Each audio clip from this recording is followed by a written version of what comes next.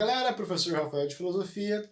Nessa videoaula a gente vai ver aí um filósofo um pouco mais recente, quer dizer, entre os que a gente viu, muito mais recente, né? Chama John Rawls. Né? Ele faleceu no século XXI, no nosso século, então por isso que ele é muito mais recente do que todos que a gente já viu até agora, né? Nasceu em 1921, ano 2002. E este cara, ele é um neocontratualista. Contratualista a gente já viu o que é, né? Aqueles três filósofos que eu passei, Hobbes, Locke e Rousseau, que teorizam sobre um contrato social, que querem discutir sobre um contrato social, o pacto da sociedade para com o Estado. Né? Neo significa novo. Então significa que esse cara ele vai repensar, ele vai pensar a partir da posição dos contratualistas, mas com uma nova visão. Beleza? Por isso Neo. Neo é de novo. Tá? E esse John Rawls aqui, ele é um cara que ele é contra o utilitarismo. E a crítica que ele faz é justamente a crítica que a gente viu, né, sobre aquele conto de Homelas. Né? Ele vai falar, ó, nenhum ser humano deve sofrer privação em nome do maior número. Então ele é totalmente contra o utilitarismo. Nesse sentido, a gente já pode colocar ele como também um filósofo kantiano, que concorda com Kant, na questão de que o homem é um fim em si mesmo. Então ele não pode ser usado como meio pelo bem da maioria, ou o que quer que seja. Então, vamos lá, ele é um cara neocontratualista, vai pensar no contrato social, e contra o utilitarismo, ele pensa por um viés kantiano, de que o homem não pode ser usado como meio. Tá? Bom, na sua teoria política, o principal objetivo dele é discutir a justiça. Ele quer discutir o que é a justiça, né, e de que modo essa justiça pode ser aplicada nas instituições básicas, beleza? Ele quer definir o que seria justo, o que seria aplicável, né? E por que ele acha que este é o principal objetivo? Né? Por que ele toma esse como seu principal objetivo? Porque ele percebeu que a desigualdade econômica da população influencia aí também na desigualdade política. O John Rawls é um cara que ele escreve o seu livro sobre justiça em 71, e ele escreve em meio à guerra do Vietnã. E ele percebeu que, por exemplo, o pessoal que tinha melhor condição financeira conseguia não ir para a guerra. Já os pobres não tinham tanta opção. E ele viu que não era justo isso. Você tratar a pessoa que tem melhores condições econômicas com mais privilégio do que as pessoas que não têm. Ou seja, a política, né, ela tratava as pessoas, trata ainda, né, trata as pessoas de acordo com a riqueza. E ele vai discutir justamente este problema. Ele quer elaborar uma teoria da justiça que acabe com esse problema. Beleza? E aí, galera, nesse esquema do John Rawls ser neocontratualista, ele vai pensar em um novo contrato. Ele vai propor um novo contrato, e aí ele vai criar um conceito aí que é um exercício que ele vai passar para a gente, um exercício para a gente usar como método na hora de assinar um contrato, que é o conceito da posição original. Tá? O John Rawls vai dizer que tem que haver uma posição original, a gente tem que se pôr no lugar de uma posição original, né, que é a posição onde os indivíduos têm que estar para assinar um contrato social. E essa posição original, ela pressupõe um véu de ignorância. Né? Como assim? Né? Vamos imaginar que a gente esteja discutindo a repartição, a divisão de um bolo, certo? Para, sei lá, 10 pessoas. Vamos dividir um bolo para 10 pessoas.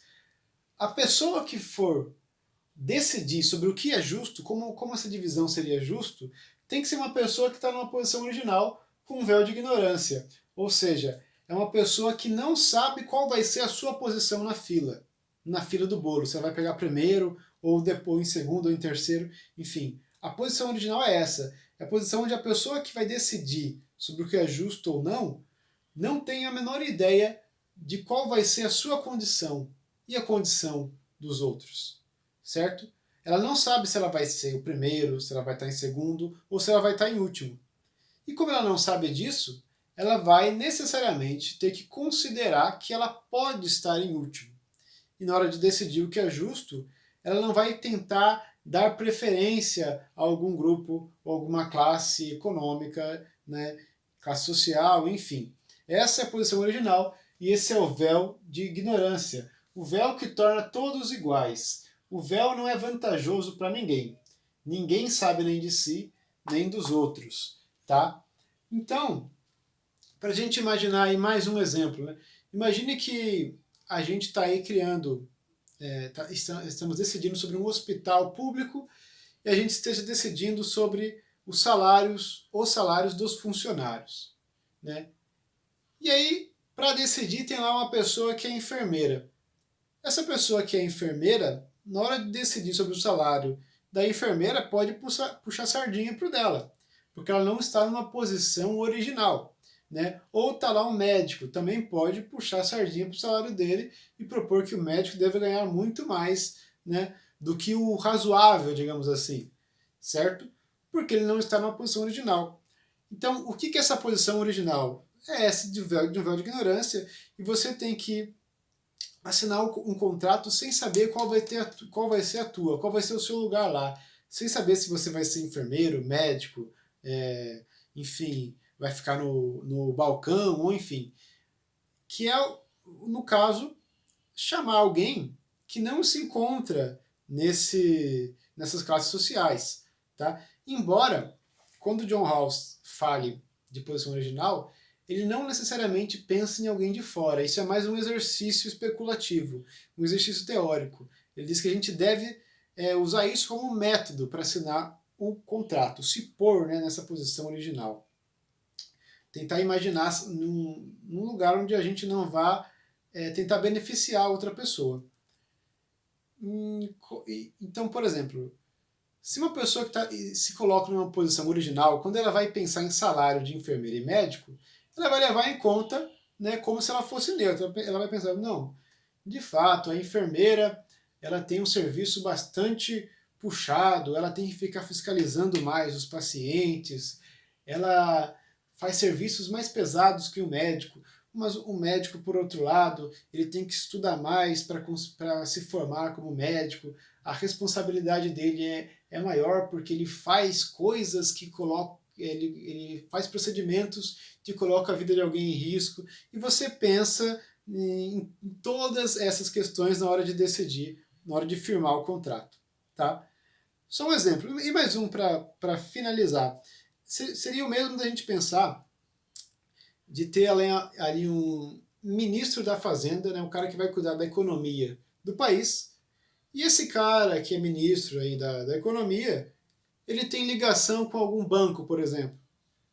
O que me garante que ele não vai criar alguma lei ou algo do tipo que não vá beneficiar a ele mesmo, certo? Já que ele tem vínculo com algum banco ou etc. Então é um cara que não está numa posição original, né? Que é o que o Rawls vai ser contra. Ele vai dizer que deve ser assinado um contrato por quem se encontra nessa posição original, um véu de ignorância. Beleza? E aí, beleza, vimos a posição original, que pressupõe o véu de ignorância, dois conceitos importantes para o John Rawls, tá? Agora a gente vai ver também o que ele escreveu sobre princípios de justiça. Porque, ou seja, além da posição original, há aí o que ele chama de princípios de justiça que deve ser levado em conta. E ele escreveu dois, né? Um sobre a liberdade e um falando da igualdade, que ele é um cara que ele vai tentar conciliar essas duas coisas, a liberdade e a igualdade. Tá? Então esse é o primeiro princípio da liberdade. Eu dei uma resumida, tá? Não é tal assim, ele não escreveu desse jeitinho, mas a mensagem, o conteúdo da mensagem é o mesmo. Então o primeiro princípio da liberdade vai dizer o seguinte: igual liberdade para todos. Cada pessoa deve ter o direito ao sistema mais largo de liberdades e bases iguais para todos. ou seja, ele quer expandir ao máximo a liberdade de cada indivíduo, né? Porém, desde que todo mundo tenha o direito a esse mesmo sistema mais largo, não a deixar alguém com mais liberdade, mas eu amplio tanto a dele que eu diminuo do outro. Não, ele quer conciliar a liberdade com a igualdade, ou seja, ele quer que cada indivíduo goze do sistema mais largo possível de liberdade, desde que a liberdade seja igual para todo mundo, tá? Deve vigorar direitos humanos, participação política, direito de opinião, de reunião, de religião e etc. Agora a gente vai ver o segundo princípio, que é o da igualdade. Então, gente, o primeiro princípio é da igualdade. Nesse segundo é da diferença, tá? Não, desculpa, o primeiro princípio é da liberdade. O segundo princípio vai tratar da igualdade, mas ele chama de diferença. Por quê? Porque ele vai tratar, ó, de quando que é permitido a desigualdade. Então, o segundo princípio, as desigualdades são aceitáveis desde que elas favoreciem os menos favorecidos. Maximizar o mínimo, ou seja, há desigualdade, mas eu tenho que favorecer quem tem menos para que todos gozem de igual liberdade. Tá? Porque quem tem mais vai sempre ter mais liberdade do que os que têm menos. Né? Se eu quero, mas eu vou permitir a diferença, se eu quero permitir a diferença, desde que o Estado procure maximizar o mínimo, dar mais a quem tem menos, tá? É como ele colocou. E outra coisa que ele vai dizer, ó, contanto que todos tenham mesma oportunidade de ocupar cargos, eles podem ter diferenças. Então aí que tá. Ele não vai querer que todo mundo ganhe a mesma coisa. Ele entende que tem cargos que pode pagar um melhor salário do que outro. Como o exemplo que eu dei da enfermeira e do médico, né? Ele entende, tudo bem. Não tem problema nenhum, o médico ganha mais que a enfermeira, desde que todos tenham a mesma oportunidade para ocupar os cargos. Desde que todo mundo possa ser médico. Eu tenho a mesma oportunidade, beleza? Então essas são as considerações que ele faz para a questão da igualdade, né? Para a questão da diferença, beleza? E deixei aqui em vermelho porque ele coloca esses dois princípios, mas para o John Rawls, o primeiro é o mais importante, que é o que diz respeito à liberdade. Por isso que a gente considera ele como um liberal também, tá? Porque liberdade é o valor fundamental para ele. Ele só quer pensar em um jeito de que todos desfrutem de igual liberdade. Daí ele faz esses dois princípios aqui, tá? Mas, por que eu estou dizendo que ele prefere o primeiro do que o segundo? Porque caso tenha que escolher entre um deles, né, o primeiro é o que não deve o primeiro é o que não deve sofrer lesão, vamos dizer assim. Se eu tiver que escolher entre um e o outro, vai ser sempre o primeiro. O primeiro não pode ser ferido de jeito nenhum. Beleza? E aí eu falei que o cara se dedicou a entender a justiça. Então, resumindo tudo, o que para o John Rawls é justo? Né? Ele vai dizer, ó, as regras elas são justas se respeitarem a Constituição. E a Constituição ela vai ser justa se respeitar os princípios de justiça. São esses dois que eu coloquei, da liberdade e da diferença. E os princípios de justiça eles vão ser justos se for objeto de consenso na posição original que a gente viu. Beleza? Isso aqui, resumidamente, é o que John Rawls considera justo.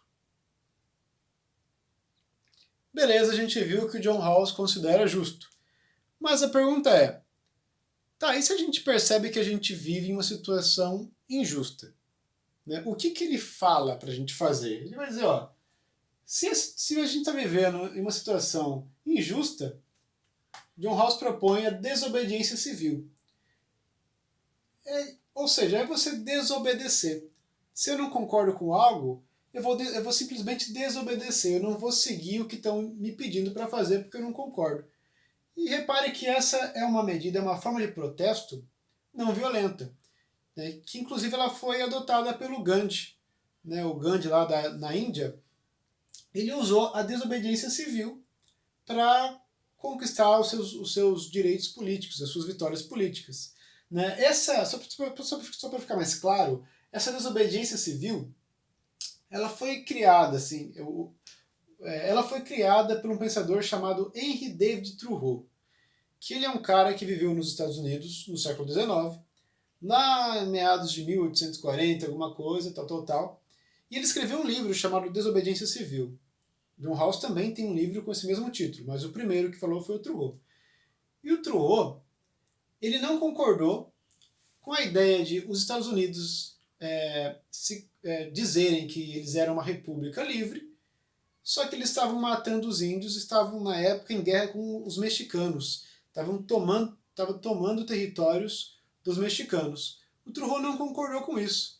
E o Thoreau deixou de pagar impostos. Desobediência civil. Ele deixou de pagar impostos, foi preso por conta disso, mas ele se recusou a pagar. Ele falou, não, se eu não concordo com o sistema, eu não vou obedecer. Então esse foi o cara que criou esse conceito. O Gandhi curtiu esse conceito, o Martin Luther King curtiu esse conceito, né? Esses dois chegaram a usar, né? Essa ideia. E o John Rawls também escreve sobre a desobediência civil.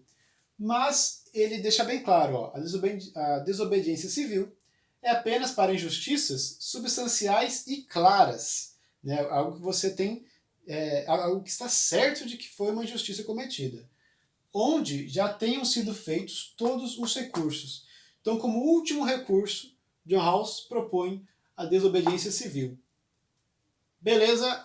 Então, sobre John Rawls é isso que a gente vai ver. Qualquer dúvida, mandem mensagem para mim e a gente vai se falando. Valeu!